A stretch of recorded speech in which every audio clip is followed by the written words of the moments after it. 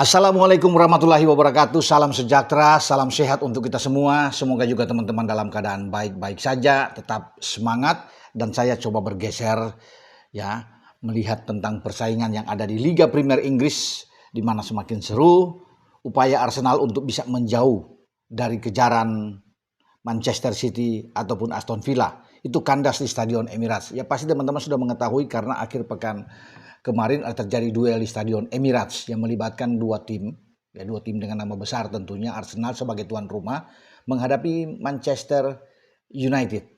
Nah, saya tertarik dengan Manchester United ini karena mereka sekarang itu setelah mendapatkan 3 poin mengalahkan Arsenal, kemudian naik ke posisi keempat, berarti mereka berada di zona Champions, menggeser Liverpool yang turun ke posisi keenam, karena posisi kelima diambil alih oleh Chelsea. The Blues pada saat yang bersamaan menang melawan Crystal Palace dengan 1-3 di markas lawan.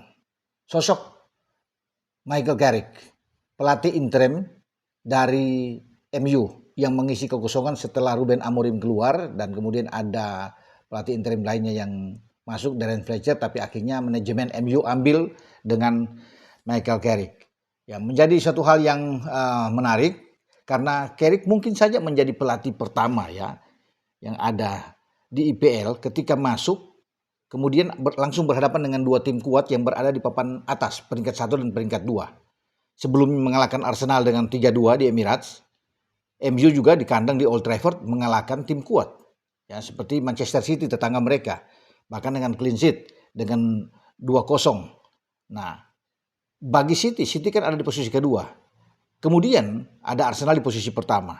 Nah, jarang ada pelatih baru yang masih posisi interim kemudian bertarung dengan dua tim atas dan meraih 6 poin. Bahkan Carrick bisa mencetak 5 gol.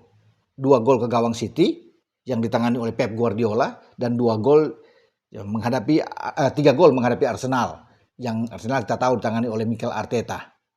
Dan itu pertandingan yang seru saya pikir yang menghadapi Arsenal di Emirates. Arsenal unggul mungkin dalam penguasaan bola. Ya, pasti teman-teman juga tahu. Ya. Tapi kemenangan ini terasa sensasional bagi MU karena pertandingan pertama di Old Trafford mereka kalah dari Arsenal dengan 1-0. Ya. Ketika datang ke Emirates, Arsenal seperti di atas angin, percaya diri. Ya, walaupun mungkin ini kepedean tinggi, tapi Arsenal merasa bahwa mereka memang bisa mengalahkan MU. Karena MU sebelum menang melawan City juga kan tersisih Piala FA kalah dari Brighton 1-2. Tapi sebenarnya mereka harus bisa melihat kebangkitan MU ketika mengalahkan City. Dan Carrick berada di pinggir lapangan sebagai orang yang tahu banyak tentang MU karena dia sebagai mantan gelandang MU. Tentunya MU punya hasrat yang kuat untuk bisa meneruskan performa positif mereka setelah mereka tampil bagus di Old Trafford dengan mengalahkan City. Nah, itu yang terjadi di Emirates.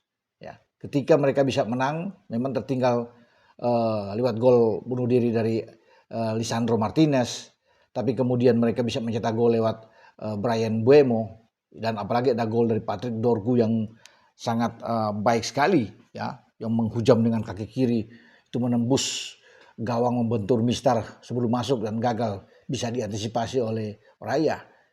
Memang ada gol dari Mikel Merino untuk menyamakan kedudukan 2-2, tapi direspon dengan sangat cepat oleh pemain pengganti Matheus Cunha. Pemain asal Brasil ini menggantikan posisi Bryan Mbeumo ya di garis depan, dan gol ini luar biasa. Jadi kalau bisa dicatat bahwa 2 gol belakangan baik dari Dorgu ya dan juga dengan Cunha itu oke banget kalau kita bisa melihat.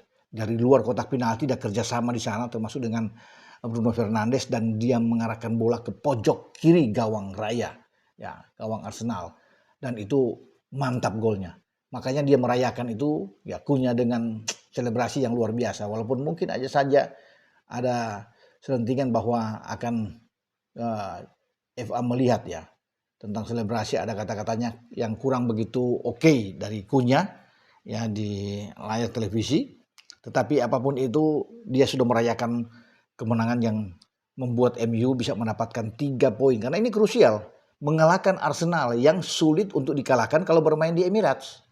Dan MU melakukan itu dengan sangat baik, itu yang membuat mereka menerobos ya, langsung tembus ke 4 besar. masih tertinggal memang dengan 12 angka di belakang Arsenal. Ya jauh. Ya 8 angka di belakang City dan Aston Villa. Tapi ini suatu modal yang bagus buat Michael Carrick sebagai pelatih interim yang mungkin akan membuat pihak manajemen MU harus berpikir untuk mempermanenkan. Saya pikir dengan grafik seperti ini diberikanlah kesempatan kepada Carrick untuk bisa menangani setan merah, ya, The Red Devils ini. Dan 2 pertandingan ke depan bagi MU itu, saya pikir ini pertandingan yang menentukan juga. Dan itu bisa ada 6 poin yang mereka dapatkan. Fulham, ya di awal Februari, tanggal 1 sebelum ke tanggal 7 mereka menjamu Tottenham Hotspur. Setelah itu mereka akan menghadapi West Ham di markas West Ham. Tapi 2 pertandingan ini di Old Trafford saya rasa dengan performa yang sangat apik, sangat baik yang dibuat oleh MU ketika mengalahkan City dan Arsenal, mereka bisa mendapatkan itu. Sehingga posisi di urutan 4 mereka akan pertahankan, bahkan mereka bisa mendekati ya Aston Villa atau dengan City. Jika 2 tim yang ada di atas mereka ini itu mengalami masalah ya atau kalah ya, dalam pertandingan-pertandingan berikutnya. Dan ketika mereka ke West Ham juga bagi MU, saya pikir MU punya kans untuk bisa mengalahkan West Ham ya. Karena West Ham juga kurang begitu oke ya, dan saya pikir mereka akan mendapatkan 9 poin sampai dengan bulan Februari di pertengahan ya itu yang dibidik ya, target yang akan dilakukan oleh Bruno Fernandes dan kawan-kawan.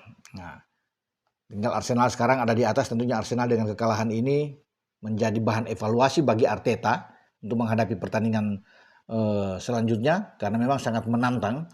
Kalau Arsenal itu bisa melewati bulan Maret dengan baik dan mereka tetap ada di atas, berselisih mungkin jauh ya dengan yang ada di bawah, bahkan mungkin bisa selisih sampai 10 poin dengan City, itu akan membuat mereka itu sulit untuk dikejar dan gelar juara sudah di depan mata. Asal mereka sangat konsisten, melupakan kekalahan dari MU dan sekarang fokus bagi Arsenal untuk ke depan, untuk mereka bisa mengatasi laga-laga selanjutnya. Karena bagi saya sekarang mereka sudah aman, karena tidak terlalu dekat ya poin mereka. Walaupun itu memang sekarang kalau mereka 50, ada 46, memang berselisih 4.